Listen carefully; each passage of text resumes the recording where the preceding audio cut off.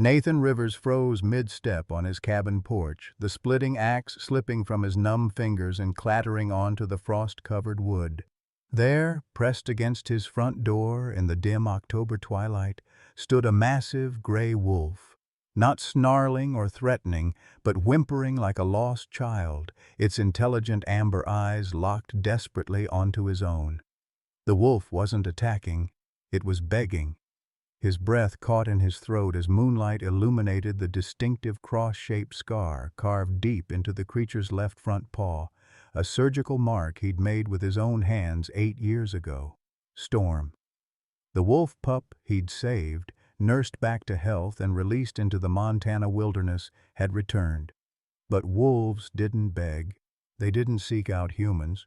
They certainly didn't travel 15 miles through dangerous territory to scratch at cabin doors like domestic pets. Storm pressed his massive head against the wooden door again, a sound escaping his throat that Nathan had never heard from any wild animal. Pure, desperate pleading. The wolf's eyes never left Nathan's face, communicating something urgent, something terrible. What had driven this apex predator to abandon every survival instinct and seek help from the one human who'd shown him kindness? And what kind of danger could possibly force a wolf to trust his life to man? Leave a like and share your thoughts in the comments, along with the city you're watching from now. Let's continue with the story. Nathan Rivers had never intended to become a hermit. 15 years ago, he'd been one of Glacier National Park's most respected rangers, leading search and rescue operations through some of Montana's most treacherous terrain. His colleagues called him the Wolf Whisperer for his uncanny ability to track and understand wildlife behavior.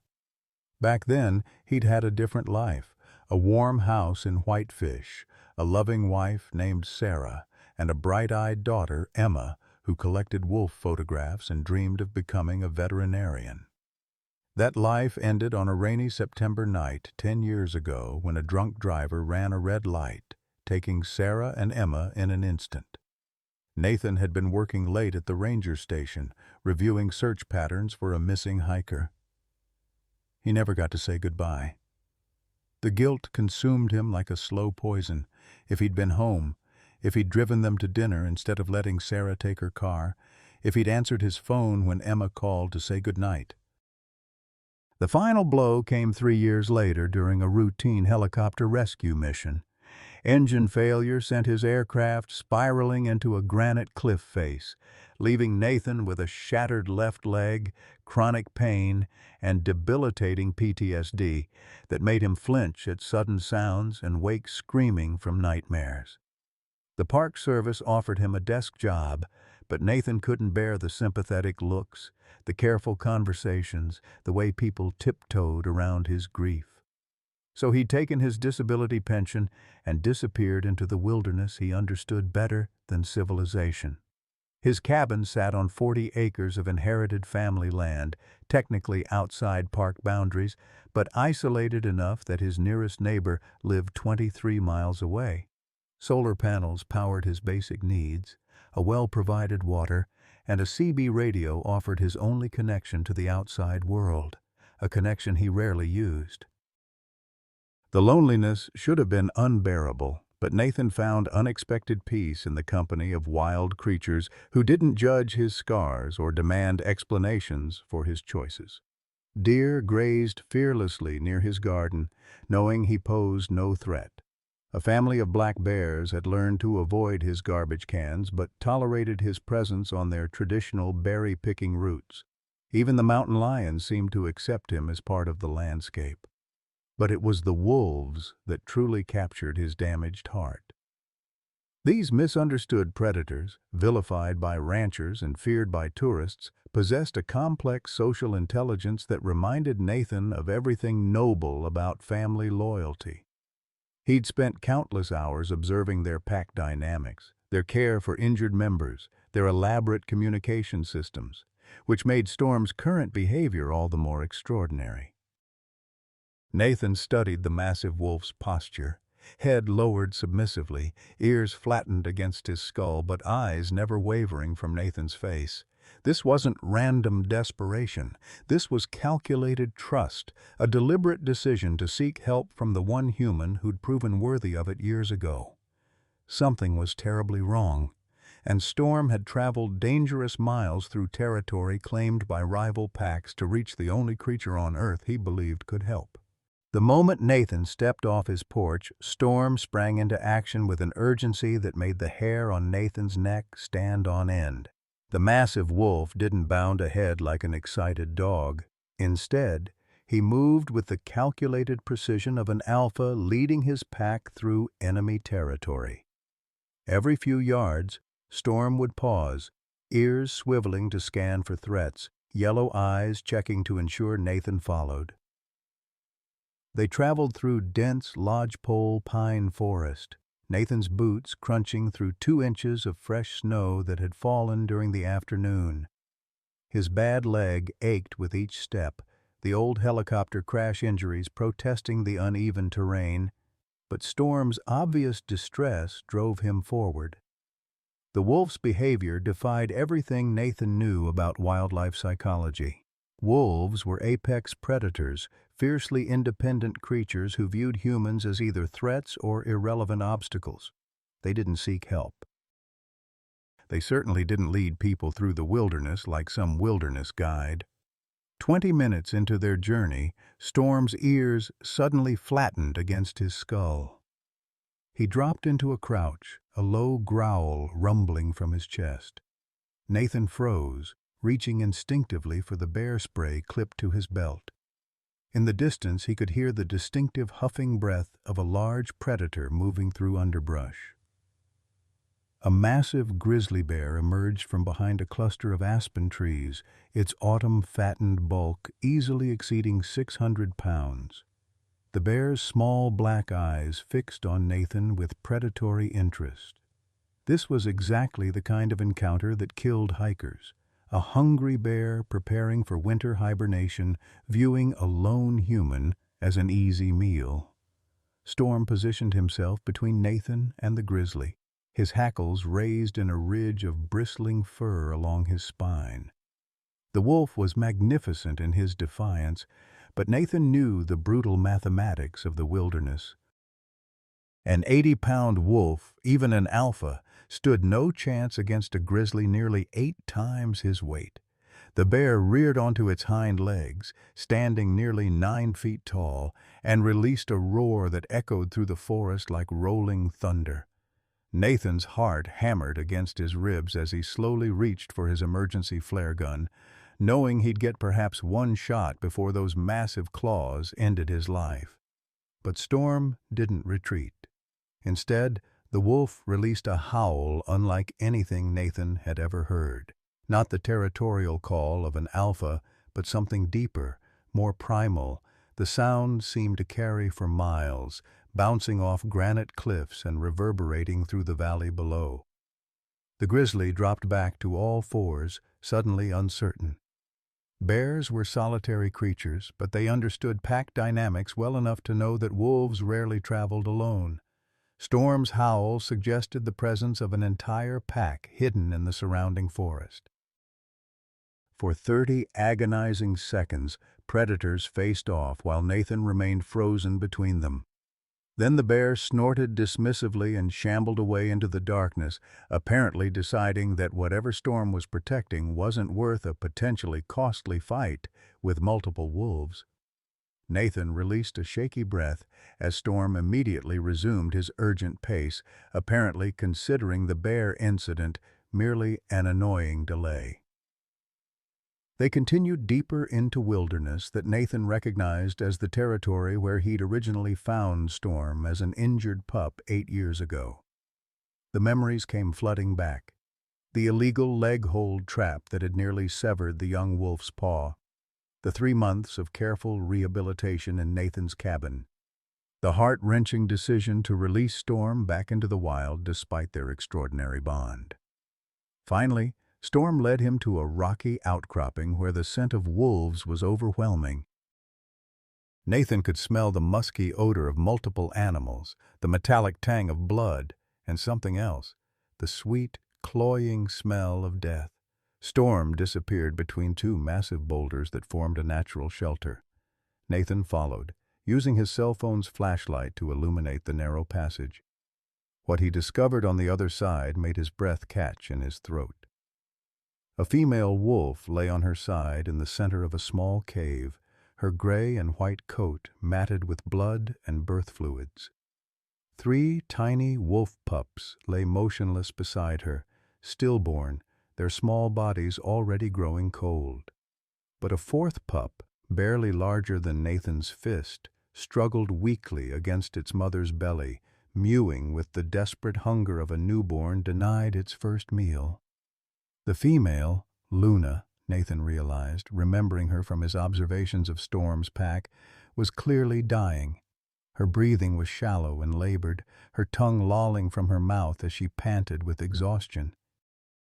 Blood pooled beneath her hindquarters, indicating severe internal bleeding from a delivery gone catastrophically wrong. Storm approached his mate with heartbreaking gentleness, nuzzling her neck and whimpering softly. Luna's eyes opened briefly, fixing on Storm with a look of absolute trust before closing again. The surviving pup continued its weak cries, growing fainter by the minute as its body temperature dropped in the cold cave. Nathan's mind raced through his limited veterinary knowledge, gained from years of treating injured wildlife. Luna needed immediate surgical intervention, something far beyond what he could provide in a wilderness cave. The pup needed warmth and nutrition within the next hour, or it would join its siblings in death. But even as Nathan calculated the impossibility of the situation, Storm turned to him with those intelligent amber eyes that had haunted his memories for 8 years. The wolf's message was crystal clear. This was why he'd traveled 15 dangerous miles to scratch at Nathan's door, not for food or shelter, but for the one human who'd proven capable of saving wolf lives. Storm had brought Nathan here because his family was dying, and somehow this magnificent creature believed that the man who'd once saved his life could perform another miracle. The weight of that trust settled on Nathan's shoulders like a physical burden as he knelt beside Luna's still form, knowing that the next few hours would determine whether Storm's desperate faith had been justified. The distant thrum of helicopter rotors cutting through the morning air sent a chill down Nathan's spine that had nothing to do with the October frost. He'd spent the entire night in his cabin's makeshift veterinary station, a converted storage room where he'd performed emergency surgery on Luna by lamplight, using instruments sterilized over his wood stove. The female wolf now rested in a nest of blankets, breathing steadily but still critically weak. The surviving pup, whom Nathan had named Hope, nursed from a makeshift bottle every 2 hours. Storm hadn't left Luna's side since Nathan had carried her back to the cabin.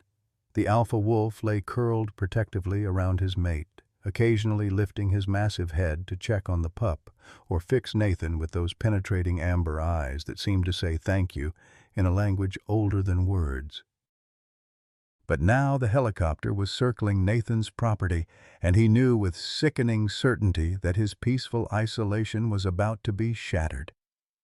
The aircraft settled into his front clearing with military precision, its rotors whipping snow and dead leaves into spiraling clouds. Through his window, Nathan watched 4 figures emerge, 3 research assistants in matching olive-green parkas, and a tall, silver-haired man whose authoritative bearing marked him as the expedition leader. Nathan recognized the face immediately from scientific journals and conservation conferences. Dr. Marcus Blackwood, one of the nation's most respected wildlife researchers. Blackwood's studies on predator behavior had influenced federal policy for 2 decades. His presence here meant serious trouble for Storm's pack. Nathan quickly covered Luna with additional blankets and moved Hope's improvised nursery to the back bedroom. Storm seemed to sense danger. His ears flattened against his skull as he positioned himself between the door and his recovering family. "Easy, boy," Nathan murmured, running his hand along Storm's thick neck. "Let me handle this." The knock on his door came precisely 60 seconds later, crisp, authoritative, impossible to ignore. Dr. Blackwood stood on Nathan's porch, like a general surveying conquered territory.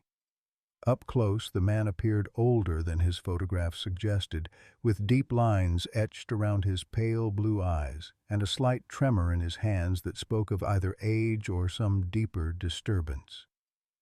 "Mr. Rivers," Blackwood said without preamble, "I'm Dr. Marcus Blackwood from the Northern Rockies Wildlife Research Institute. I believe we need to discuss your wildlife situation." Nathan kept his expression neutral despite the fear clawing at his chest. "I'm not sure what you mean, Doctor. I live alone out here." Blackwood's smile was thin and cold. "Mr. Rivers, we both know that's not entirely accurate. My thermal imaging equipment detected multiple large mammals in this vicinity last night.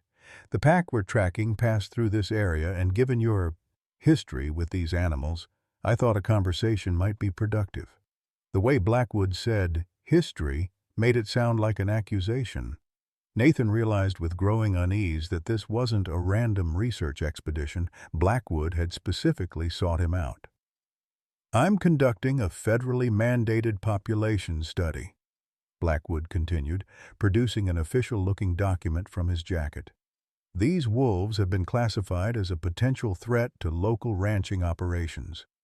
3 calves were killed last month, and there have been reports of increasingly aggressive behavior toward humans." Nathan's blood ran cold. He knew Storm's pack intimately from years of observation. They were cautious around livestock, preferring deer and elk to the risk of confronting ranchers.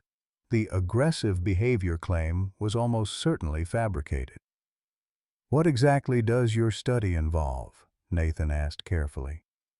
"Population assessment, behavioral documentation, and if necessary, selective removal of problematic individuals." Blackwood's clinical language couldn't disguise the death sentence he was describing. "I have permits for tranquilization and relocation. In extreme cases, the federal guidelines allow for more permanent solutions." Behind Nathan, Storm released a low growl that seemed to emanate from the floorboards themselves. Blackwood's eyes sharpened with interest. "That's an unusual sound for a remote cabin, Mr. Rivers. Perhaps we should discuss what you're really harboring here." Nathan stepped forward, blocking Blackwood's view of the interior. "Doctor, I respect your credentials, but I'm not aware of any wolf activity on my property.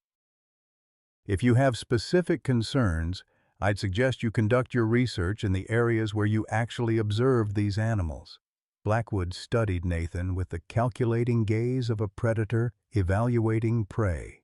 "Mr. Rivers, interfering with a federal wildlife study is a serious offense. Harboring dangerous predators without proper permits carries even more severe penalties. I'd hate to see a man of your background face legal difficulties over misplaced sentiment." The threat was crystal clear, but it was Blackwood's mention of Nathan's background that sent alarm bells ringing. This man had researched him thoroughly, knew about his ranger service, probably knew about the helicopter crash and his family's death. This wasn't routine scientific investigation, it was personal. "I'll be establishing a research camp within visual range of your property," Blackwood announced, clearly confident that he'd made his point. "My team will be conducting round-the-clock monitoring for the next week.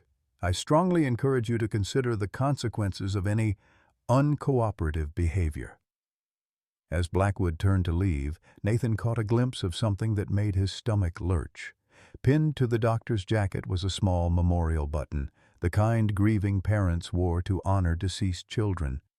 The photograph showed a young boy with Blackwood's pale eyes and a gap-toothed smile. "Doctor," Nathan called out impulsively, "I'm sorry for your loss." Blackwood froze mid-step. When he turned back, his composed facade had cracked, revealing something raw and wounded underneath. "My son Timothy was 12 years old," Blackwood said quietly. "He loved camping, loved nature, trusted that the wilderness was safe because people like you told him it was. His voice hardened again. "These predators destroyed my family, Mr. Rivers. I won't allow them to destroy anyone else's." After Blackwood and his team departed, Nathan slumped against his closed door, his mind racing. This wasn't about population control or scientific research. Dr. Marcus Blackwood was a grieving father on a mission of vengeance, and Storm's pack had been marked for death. Inside the cabin, Storm approached Nathan with deliberate steps. The wolf's intelligent eyes seemed to understand that danger had arrived in human form, danger that Nathan's protection might not be enough to overcome.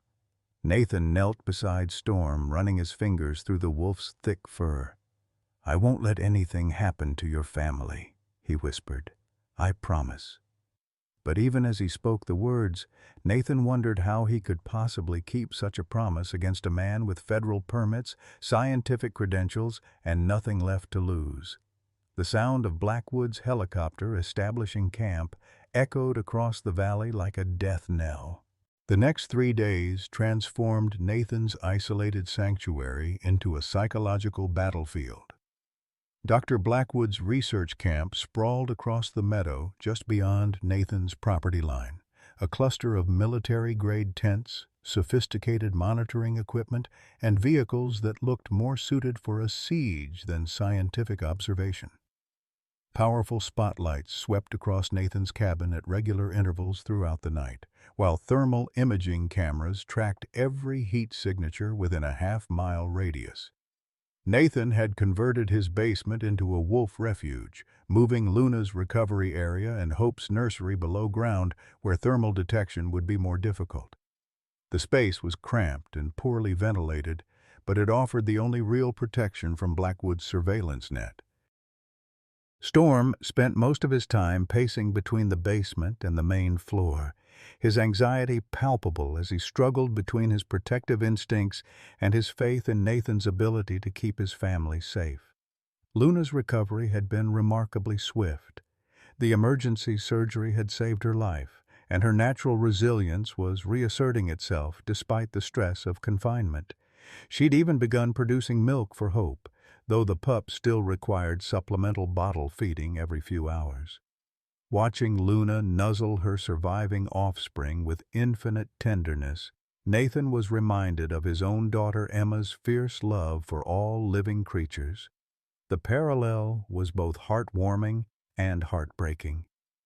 On the second morning, Nathan discovered fresh boot prints circling his cabin, evidence that Blackwood's team had conducted a nighttime reconnaissance. They'd been careful not to trespass on his property, but the message was clear. They were watching, waiting, gathering evidence. Nathan found himself jumping at every sound, his military-trained paranoia reactivating after years of peaceful dormancy. The psychological pressure intensified when one of Blackwood's research assistants, a young woman with earnest eyes and a graduate student's eager demeanor, appeared at Nathan's door carrying a clipboard and wearing an apologetic smile. "Mr. Rivers, I'm Sarah Martinez from Dr. Blackwood's team. I was wondering if you might have a few minutes to answer some questions about local wildlife patterns." Nathan recognized the tactic immediately. The friendly approach designed to catch him off guard, to elicit information that might incriminate him, but there was something genuine about Sarah's manner that suggested she wasn't entirely comfortable with her assigned role. "I'd be happy to help with legitimate research," Nathan replied carefully, "but I should mention that I haven't observed any unusual wolf activity in this area."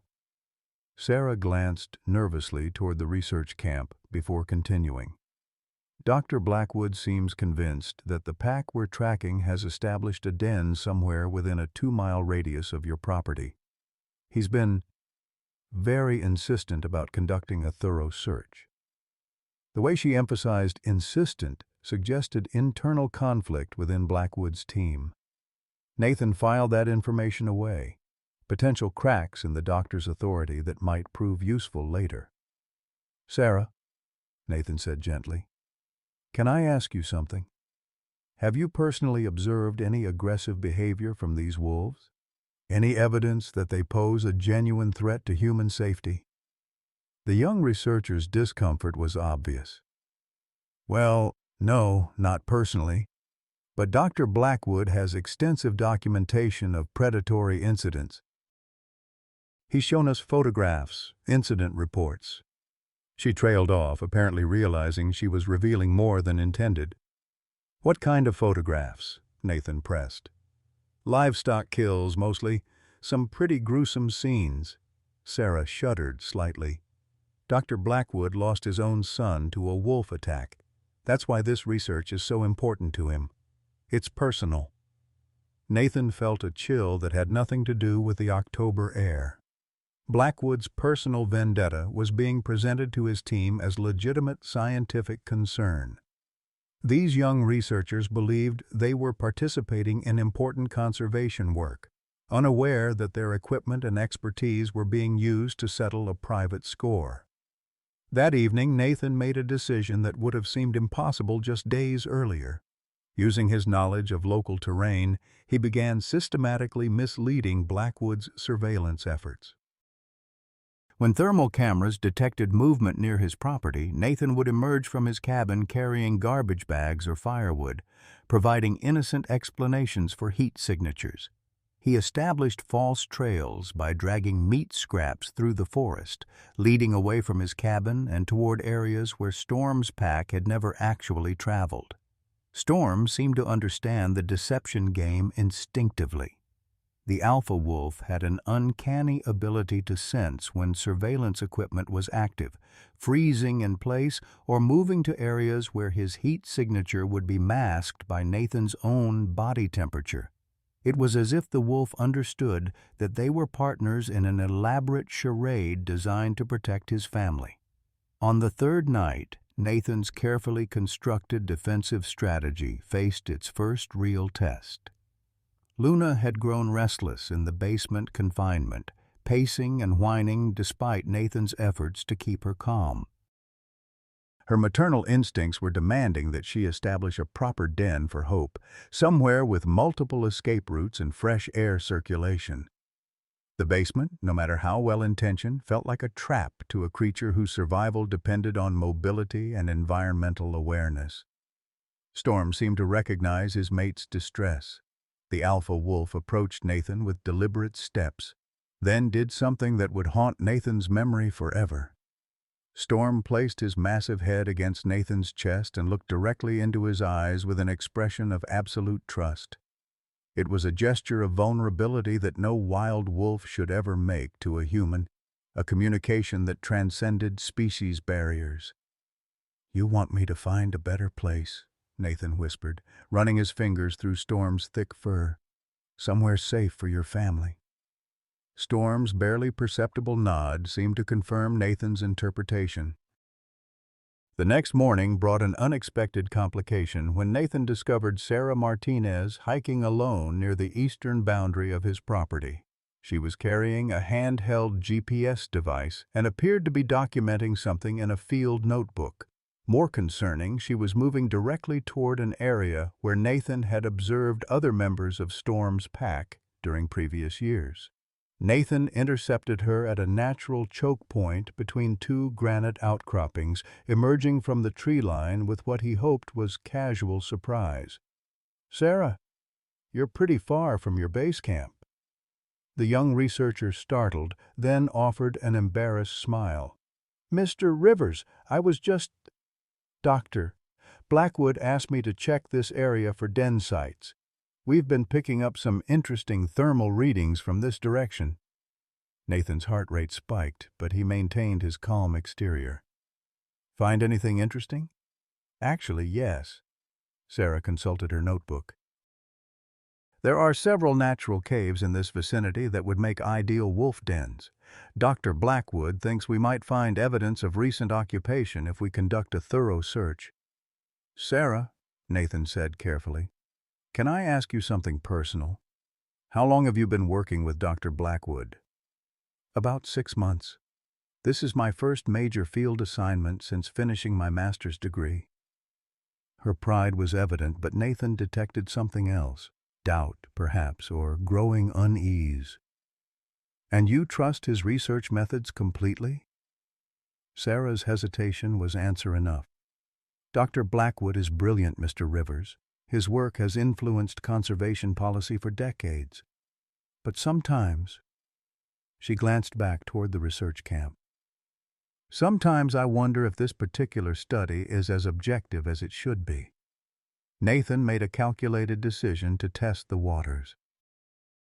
What if I told you that I've been observing wolves in this area for years, and that the pack you're tracking has never shown aggressive behavior toward humans, that they actually go out of their way to avoid contact with people? I'd say that matches my own observations, Sarah admitted quietly. The thermal readings we've recorded show consistent avoidance patterns. These wolves are actually more cautious than most packs I've studied. Then why do you think Dr. Blackwood is so convinced they're dangerous? Sarah was quiet for a long moment, clearly wrestling with loyalty to her supervisor and her own scientific integrity. Have you ever lost someone, Mr. Rivers? Someone whose death shaped everything about how you see the world? Nathan thought of Sarah and Emma, of the drunk driver who'd stolen his family, of the years of rage and grief that had driven him into this wilderness exile. Yes, he said simply. I have. Then maybe you understand why a brilliant man might lose his objectivity when the subject matter becomes too personal. It was the closest Sarah would come to admitting that Blackwood's research was compromised, but it was enough. Nathan realized he had a potential ally within the enemy camp, someone whose conscience might eventually override her professional obligations. That night, as Nathan sat beside Luna and Hope in the cramped basement, he found himself planning something that would have terrified the cautious hermit he'd been just a week earlier. Blackwood's surveillance net was tightening, and passive defense was no longer sufficient. If he was going to save Storm's family, he would need to take calculated risks that could expose everything he'd worked to protect. Storm lay beside Nathan, the wolves breathing steady and confident, despite the danger surrounding them. Somehow, this magnificent creature's faith in human goodness had reawakened something in Nathan that he'd thought lost forever, the courage to fight for what mattered regardless of the personal cost. Tomorrow, Nathan decided he would begin gathering intelligence on Dr. Marcus Blackwood, searching for the truth behind a grieving father's crusade against the wolves who had supposedly destroyed his world. The confrontation Nathan had been dreading arrived with the violence of a summer thunderstorm. It began at dawn on the fourth day, when Luna's desperate whimpering from the basement coincided with the aggressive whir of helicopter rotors directly overhead. Nathan rushed downstairs to find the female wolf in obvious distress, blood seeping through her surgical bandages.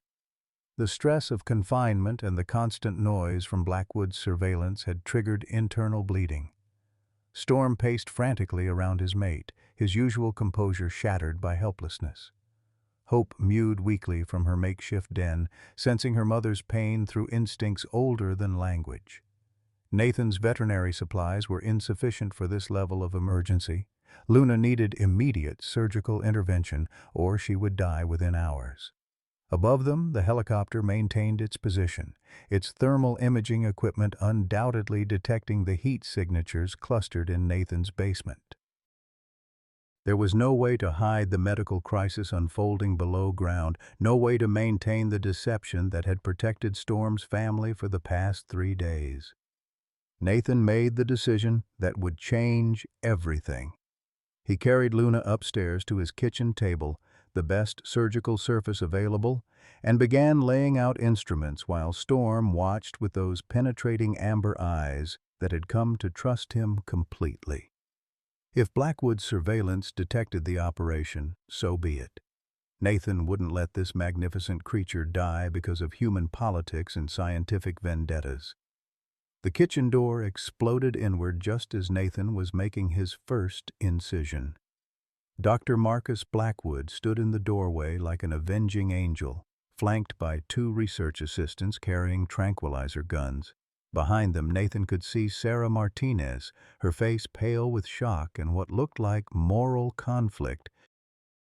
Blackwood's pale eyes took in the scene with professional assessment, the wolf on the table, Storm's protective stance, Hope crying from her carrier in the corner. "Mr. Rivers," Blackwood said with deadly calm, "you are in violation of federal wildlife protection statutes, harboring dangerous predators without proper permits and interfering with an authorized scientific study." Nathan didn't pause in his surgical work, his hands steady despite the adrenaline coursing through his system. "Dr. Blackwood, this animal is dying. I'm performing emergency veterinary care, which falls under my former ranger authority for wildlife preservation. Your ranger authority was revoked 3 years ago when you took medical retirement," Blackwood replied coldly. "What you're doing here is illegal wildlife possession with intent to interfere with federal research." Storm had positioned himself between the intruders and the kitchen table, his hackles raised in a ridge of bristling fur. The wolf's message was unmistakable. He would die before allowing anyone to harm his family. The tranquilizer guns were aimed directly at his massive chest, but Storm's courage never wavered. "These wolves are part of a pack responsible for livestock kills and potential human endangerment," Blackwood continued, his voice taking on the righteous tone of a man convinced of his own moral authority. "They represent a clear and present danger to public safety."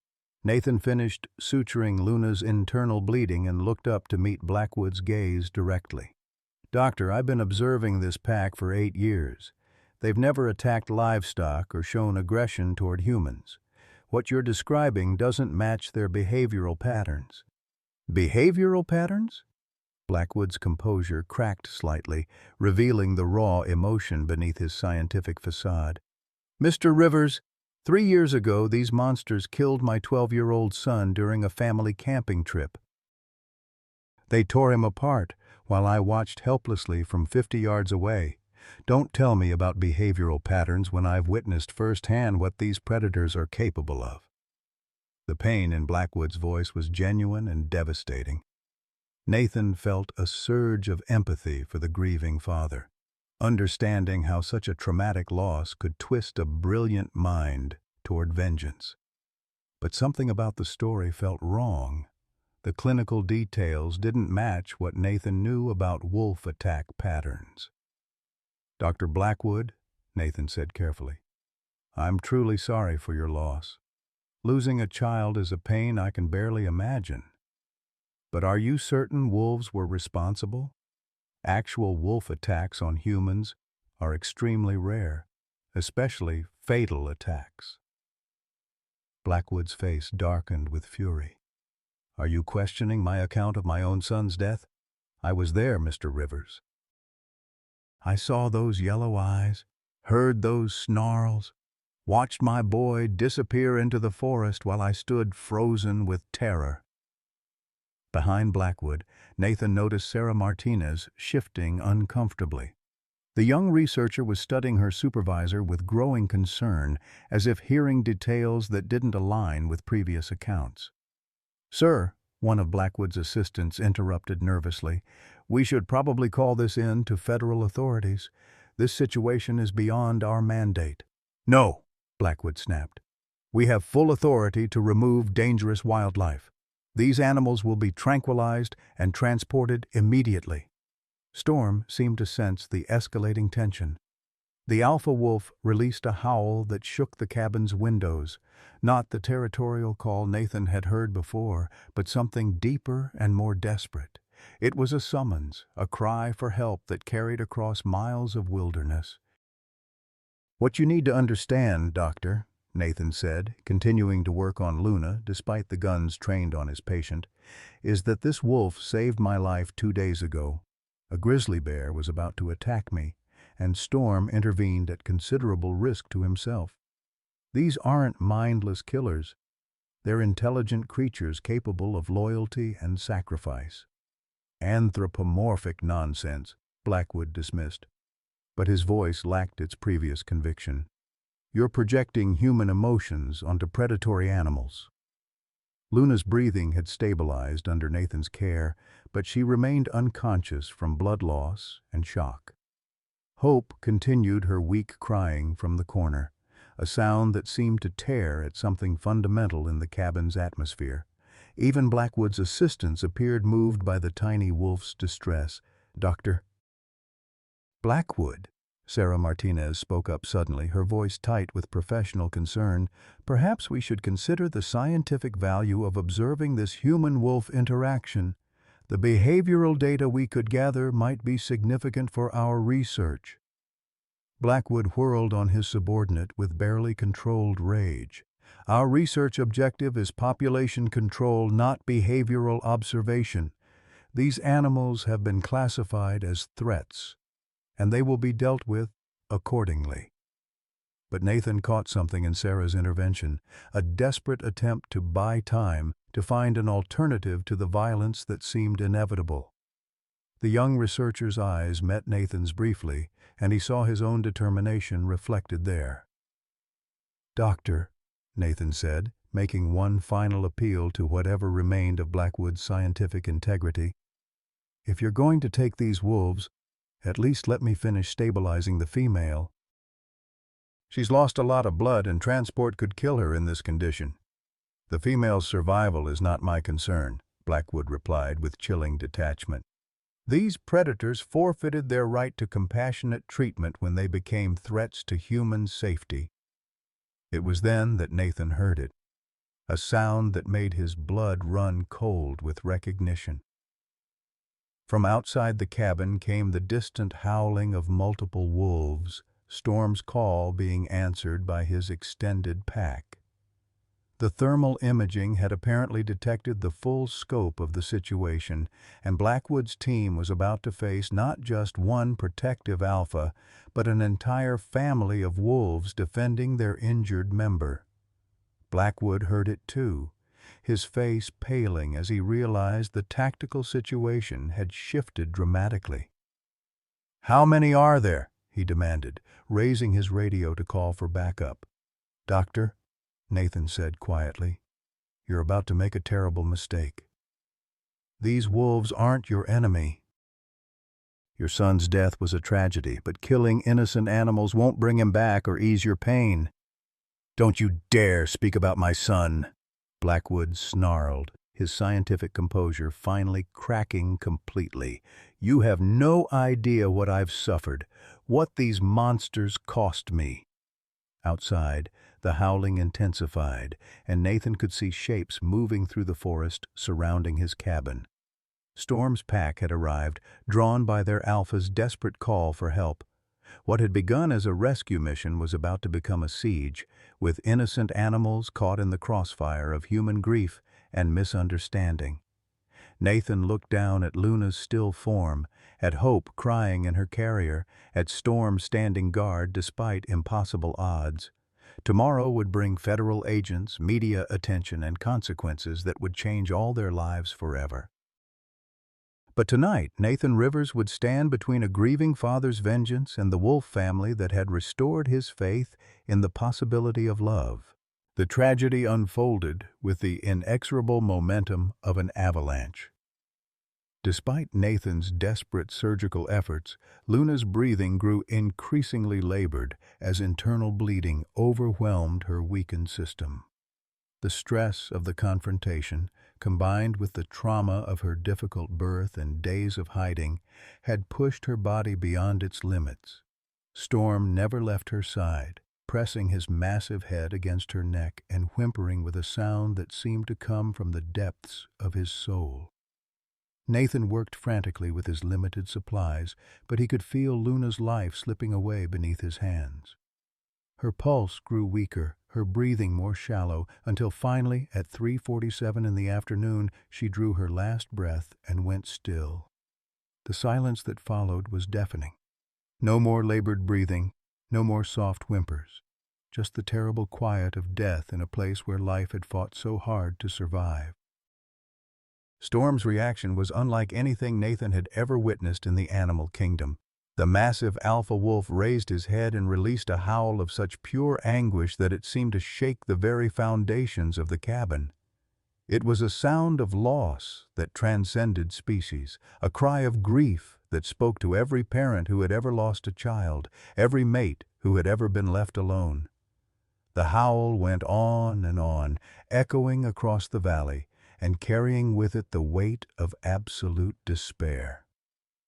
Dr. Blackwood stood frozen in the doorway, his tranquilizer gun lowered as he witnessed the raw emotion pouring from the grieving wolf. For a moment, the doctor's scientific detachment cracked, and Nathan saw something human flicker in his pale eyes. Recognition, perhaps, of a grief that mirrored his own. But the moment passed quickly. "It's over," Blackwood said with forced clinical detachment. "The female is dead, and the surviving animals need to be contained before this situation escalates further."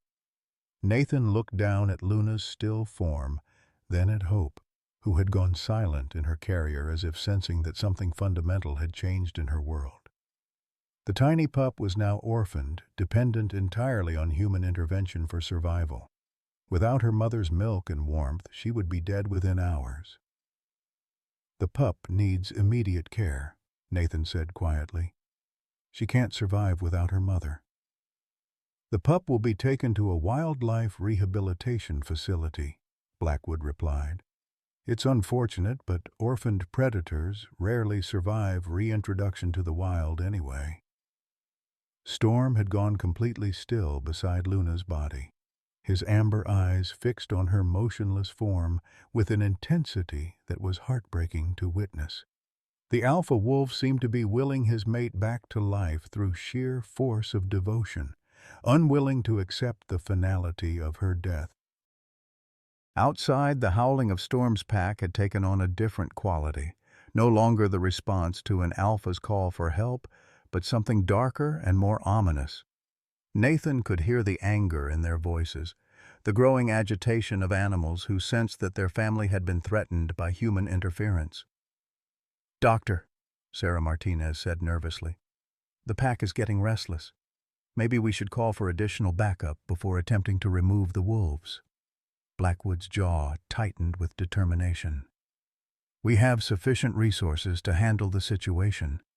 These animals have been classified as dangerous, and they will be dealt with according to federal guidelines."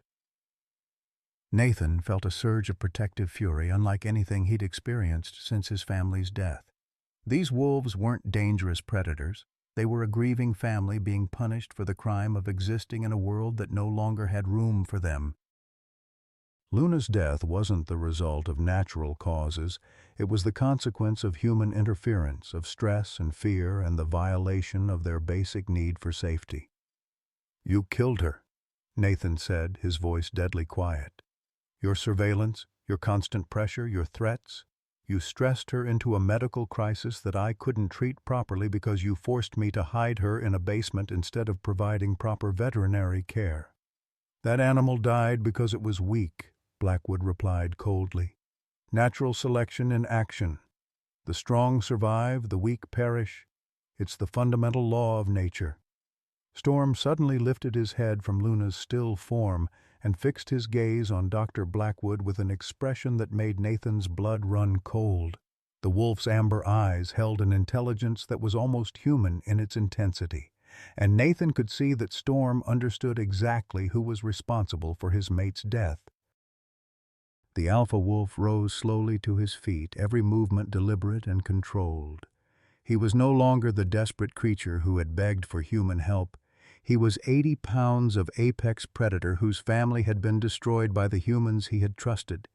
The transformation was terrifying to witness. "Nathan," Sarah whispered urgently, "you need to control that wolf. He's going to attack." But Nathan knew better. Storm wasn't preparing to attack. He was preparing to sacrifice himself. The wolf understood that his pack was surrounded, that the humans with their guns and their permits held all the power. He could see only one way to protect what remained of his family: draw their fire away from Hope, the last innocent life that could still be saved. Storm took a step toward Blackwood, his head lowered in what looked like submission. but Nathan recognized as preparation for a final desperate charge. The wolf was going to throw himself at the tranquilizer guns, hoping that his death would satisfy the human's need for vengeance and spare his orphaned pup. "Storm, no," Nathan said softly, but the wolf's mind was made up. Blackwood raised his tranquilizer gun, his finger moving toward the trigger. "Stand back, Mr. Rivers. This animal is exhibiting aggressive behavior." "He's not aggressive," Nathan protested desperately. "He's grieving. He's trying to protect his pup." "Predators don't grieve," Blackwood said with chilling certainty. "They respond to stimuli. This animal sees us as threats to its offspring and is responding accordingly." Storm gathered himself for his final charge, every muscle in his powerful body coiled like a spring. Nathan could see the wolf's plan written in his posture. A headlong rush at the humans with guns, accepting certain death in the hope that they would consider the threat neutralized and leave hope alone. It was then that Nathan made a decision that surprised even himself. He stepped between Storm and the tranquilizer guns, spreading his arms wide to shield the wolf with his own body. "If you want to shoot him," Nathan said quietly, "you'll have to go through me first." Blackwood's pale eyes widened with disbelief. "Mr. Rivers, you're protecting a dangerous predator. Stand aside immediately." "This wolf saved my life," Nathan replied. "He brought his dying mate to me because he trusted that I could help her. He's not dangerous. He's a father trying to protect his child, just like you were trying to protect yours." The comparison hit Blackwood like a physical blow. For a moment, Nathan saw the grieving father behind the cold scientist, the man who understood exactly what Storm was feeling because he had felt it himself. But the moment passed, replaced by hardened resolve. "These animals killed my son," Blackwood said with finality. "They will not kill anyone else." Outside, the howling of Storm's pack had reached a crescendo of anger and grief. Nathan could hear them moving closer to the cabin, their protective instincts overriding their usual caution around humans. The situation was spiraling toward a violence that would solve nothing and destroy everything Nathan had worked to protect. Storm looked up at Nathan with those intelligent amber eyes, and Nathan saw something that broke his heart: gratitude. The wolf understood that this human was willing to die for him, and that understanding seemed to drain the fight out of the grieving alpha. As Luna's body grew cold on Nathan's kitchen table and Hope's weak cries filled the silence, Nathan realized that all his efforts to save Storm's family had only delayed the inevitable. Dr. Blackwood's vengeance would not be denied, and tomorrow would bring only more death and loss. The wolves had trusted him, and he had failed them. The revelation that would change everything came in the most unexpected way, triggered by Dr. Blackwood's own carelessness in his moment of triumph. As he prepared to tranquilize Storm, his hand trembled slightly, and a small flask slipped from his jacket pocket, clattering across Nathan's kitchen floor. The metallic sound seemed to echo in the tense silence, and Nathan noticed how Blackwood's eyes immediately darted to the fallen object with an expression of panic. Sarah Martinez moved to retrieve the flask, but Blackwood lunged forward with surprising urgency. "Don't touch that," he snapped, his scientific composure completely shattered. But it was too late. Sarah had already picked up the silver flask, and her face registered shock as she read the engraved inscription. "To Timothy Blackwood, happy 12th birthday, love Dad." "Dr. Blackwood," Sarah said slowly, "this is your son's flask. Why are you carrying it with alcohol?" The question hung in the air like a loaded weapon. Nathan watched as the color drained from Blackwood's face, his carefully constructed facade beginning to crumble. For 3 years, the doctor had built his identity around being the grieving father whose son was killed by wolves. But the flask told a different story entirely. "That's none of your business," Blackwood said, reaching for the flask with hands that now shook visibly. It's a memorial keepsake. But Nathan's mind was racing, connecting pieces of a puzzle he hadn't even realized existed. The tremor in Blackwood's hands, his pale complexion, the way he'd avoided eye contact when describing his son's death, these weren't the signs of grief, they were the signs of guilt. "Doctor," Nathan said carefully, "exactly what happened the night your son died?" Blackwood's composure finally shattered completely. "The wolves killed him," he shouted, but his voice cracked on the words. "They came out of nowhere, attacked our campsite and my boy." He couldn't finish the sentence. "No," Nathan said with growing certainty. "That's not what happened, is it?" Sarah was staring at her supervisor with dawning horror. "Dr. Blackwood, I've reviewed all the incident reports from that region. There were no recorded wolf attacks that summer. In fact, there hadn't been a fatal wolf attack in Montana for over 50 years. Nathan moved closer to Blackwood, studying the man's face with the analytical skills that had made him an effective ranger. "You've been drinking," he said quietly. "Not just today, for years. That's why your hands shake, why you look pale and sick. You're an alcoholic, Dr. Blackwood, and that flask belonged to your son because you were drinking the night he died." "Shut up," Blackwood whispered, but there was no force behind the words. "You weren't attacked by wolves," Nathan continued relentlessly. "Your son encountered wolves, maybe a pack passing through your campsite, and he got scared. He ran, and in his panic, something else happened. Something you've been lying about for 3 years." The truth hit Nathan like a physical blow.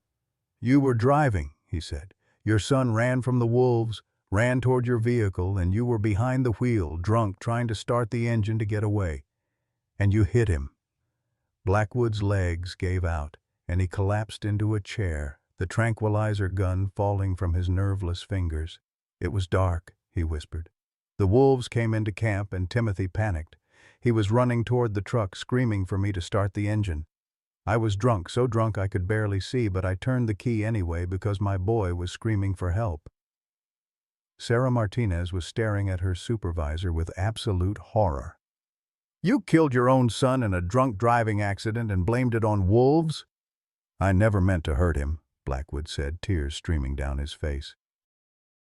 "The engine started and I threw it in reverse, but Timothy was running behind the truck. I felt the impact, heard him scream, and when I got out—" His voice broke completely. There was blood everywhere, and the wolves were still in the trees watching. It was so easy to blame them. Who would question a grieving father's account of a wolf attack? Nathan felt a complex mixture of rage and pity as he looked at the broken man before him.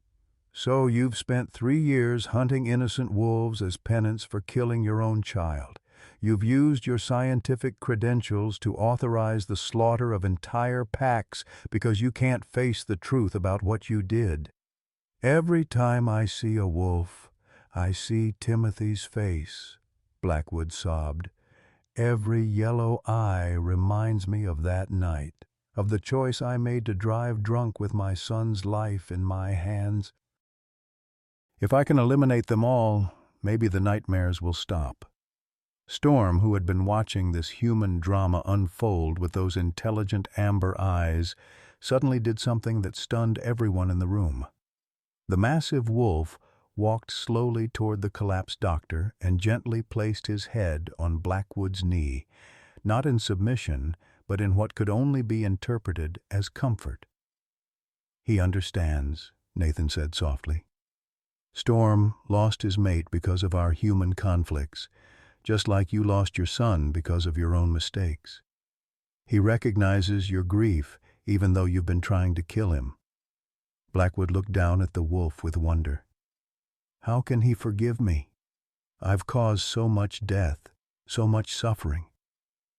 "Because that's what families do," Nathan replied. "They forgive each other even when the pain seems unbearable."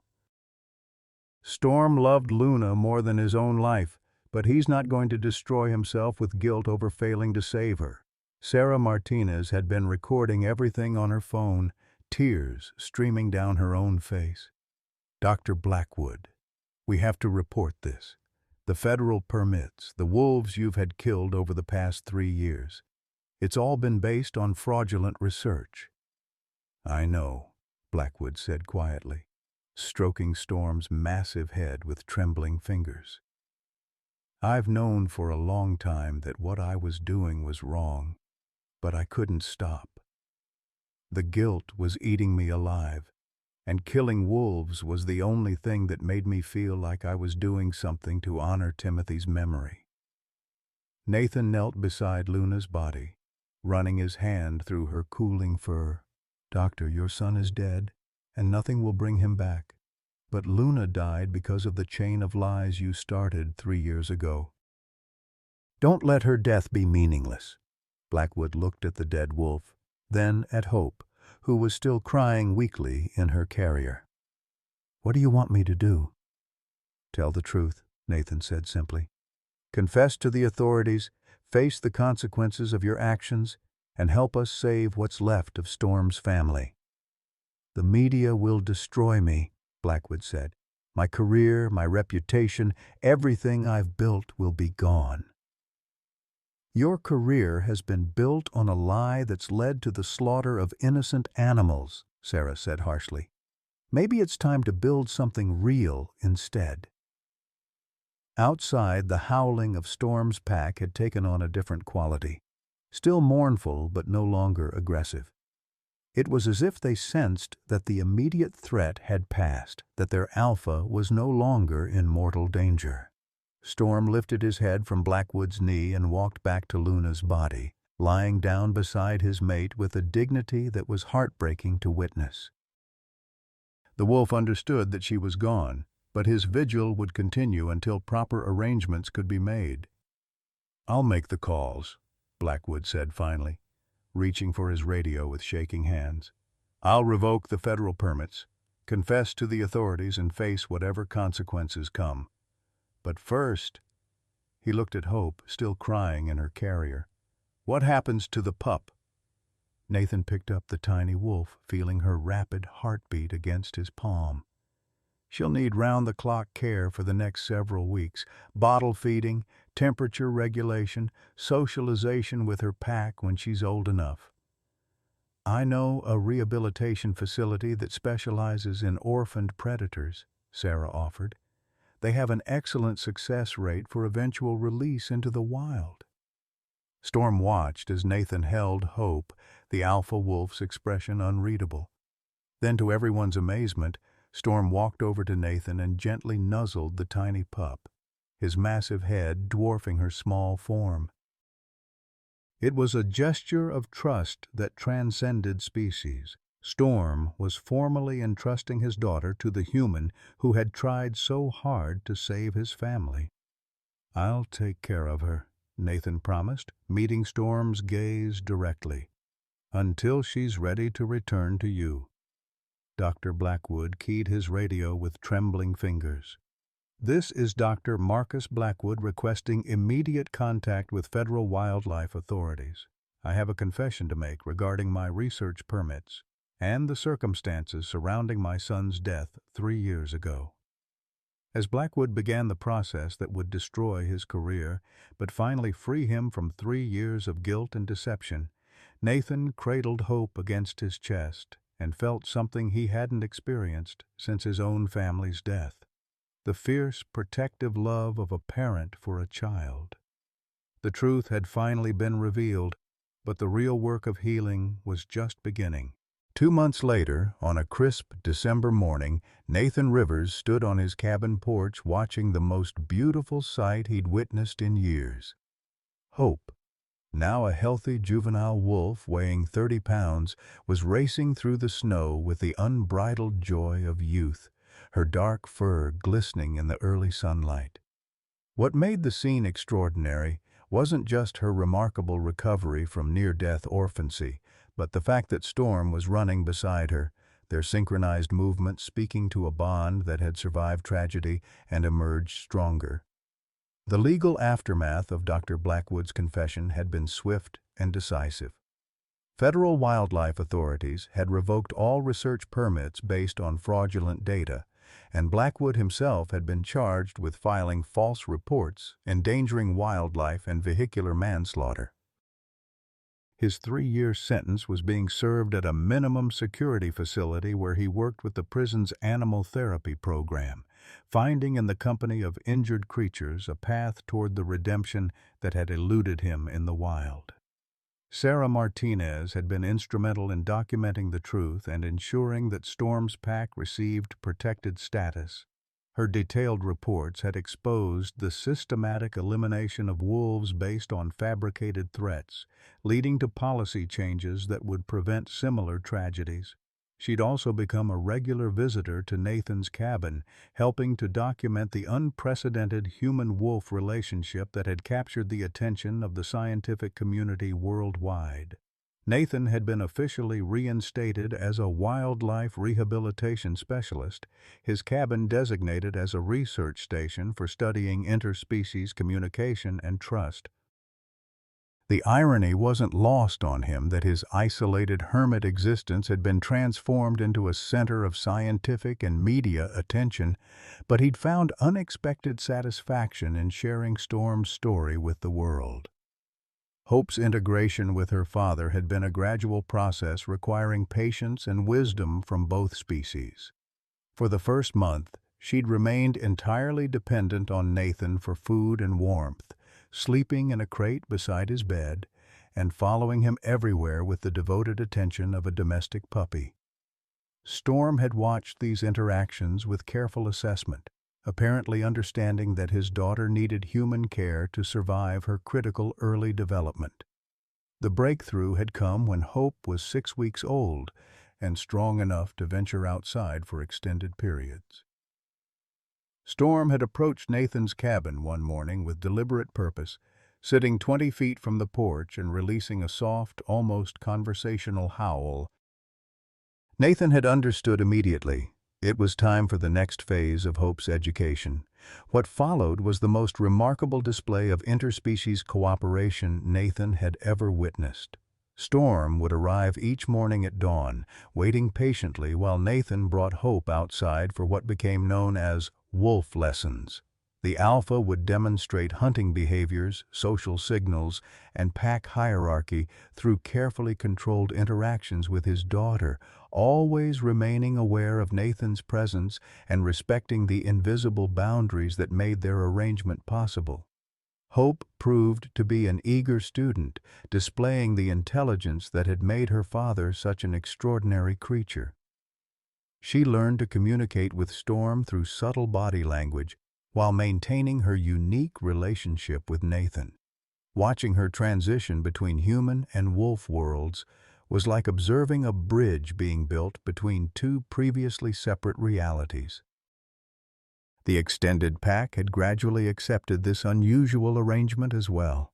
Storm's mother, siblings, and the other adult wolves would occasionally observe the training sessions from the forest edge, their presence offering Hope the security of belonging to something larger than her immediate family. They never approached Nathan directly, but their tolerance of his role in Hope's life represented a level of interspecies cooperation that challenged fundamental assumptions about predator behavior. Christmas Eve brought an unexpected gift that moved Nathan to tears. As he prepared Hope's evening meal, he heard the familiar sound of multiple wolves approaching through the forest. But this time, instead of remaining at a distance, Storm led his entire pack into Nathan's clearing.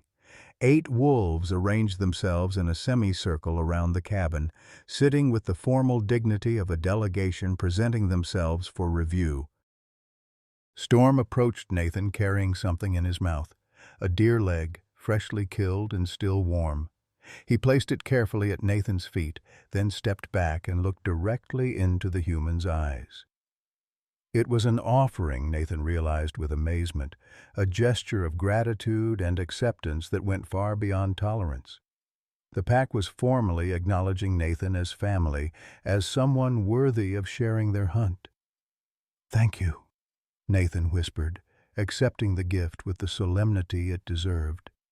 "Thank you for trusting me with her."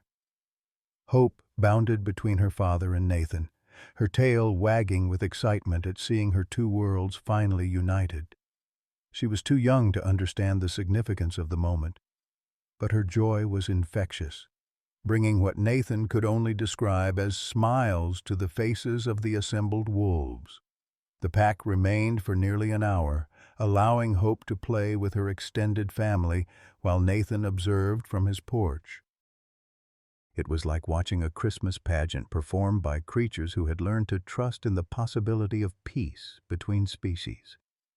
When they finally departed, melting back into the forest with their characteristic silence, Nathan felt a completeness he hadn't experienced since his own family's death. Dr. Blackwood had requested permission to send Nathan a letter from prison, and it had arrived just before Christmas.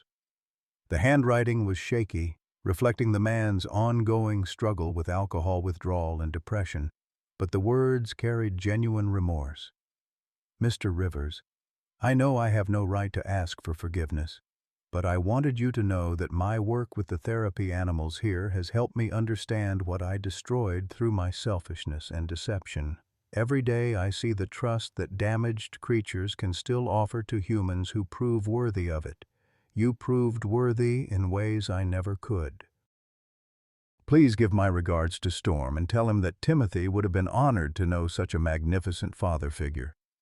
Perhaps someday, when I've served my sentence and found my own path to redemption, I might be allowed to see the family I nearly destroyed. Until then, I remain grateful for the mercy you showed me in my darkest hour.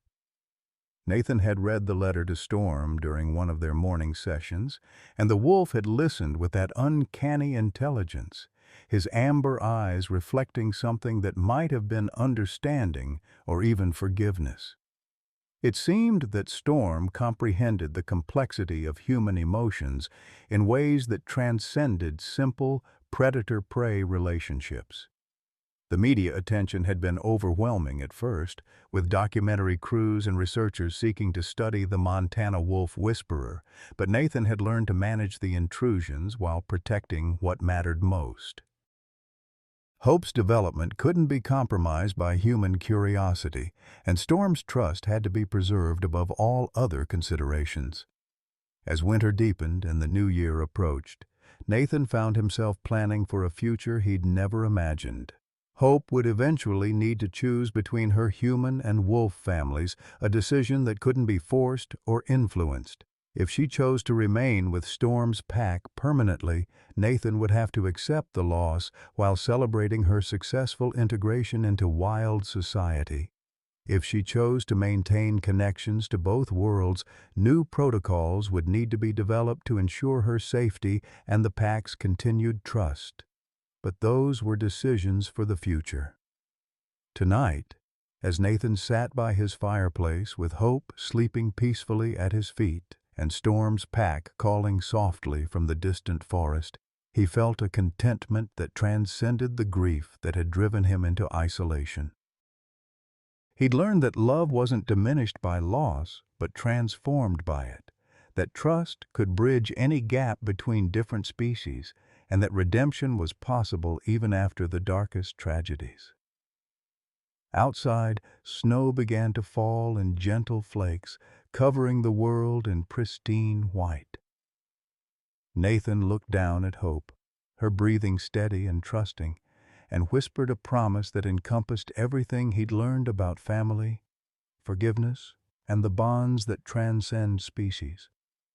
Whatever choice you make, little one, you'll always have a place here. Both worlds will always be open to you.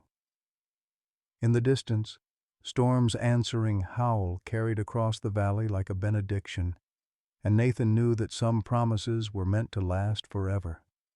Sometimes, the most profound healing comes not from forgetting our pain, but from discovering that love can grow even in the soil of our deepest losses. Nathan Rivers thought his capacity for family had died with his wife and daughter, yet in the amber eyes of a desperate wolf he found something he'd forgotten, that trust, once earned, creates bonds stronger than blood. When Storm brought his dying mate to the one human who'd shown him kindness years before, it wasn't just about saving wolf lives, it was about the miraculous possibility that broken hearts can still choose to open again. For those of us who've weathered decades of loss, the friends we've buried, the dreams we've had to release, the versions of ourselves we've had to let go, Nathan's story reminds us that meaning isn't found in avoiding pain, but in remaining willing to love despite it. In our golden years, when we might feel forgotten or invisible, we possess something precious, the wisdom to recognize authentic need and the courage to respond with compassion. Every act of kindness plants seeds in unexpected soil. What broken creature in your world might be waiting for the healing touch only you can provide? Have you ever discovered unexpected family in the most unlikely places? Share your story below. Your experience might be exactly what someone else needs to hear today.